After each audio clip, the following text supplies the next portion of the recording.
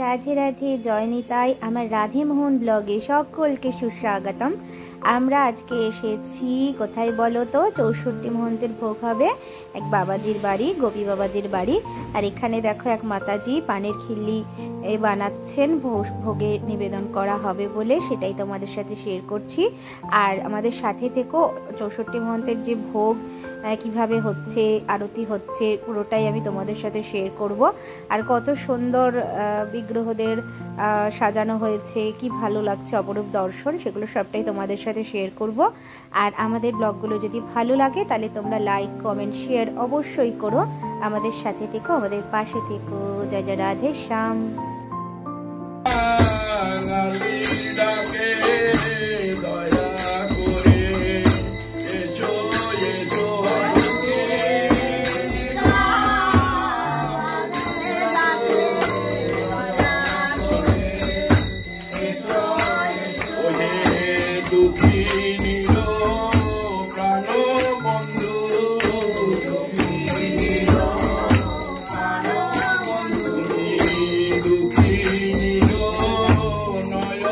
Mommy.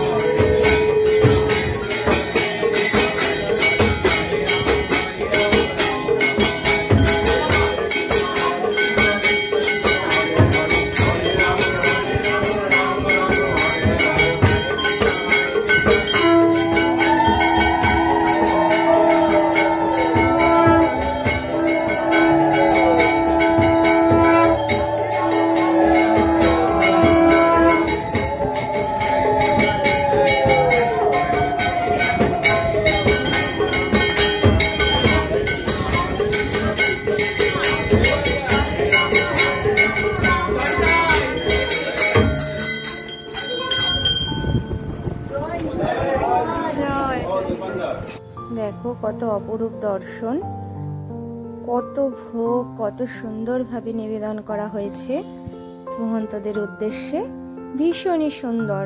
তোমরা মানুষে সেই ভোগ পাও, তোমাদেরকে পাঠিয়ে দিলাম। এবং ঈশ্বর যেন তোমাদেরকে ভালো রাখেন, সুস্থ রাখেন, তোমাদের হৃদয়ের সৎ মনোবাসনা পূর্ণ করেন।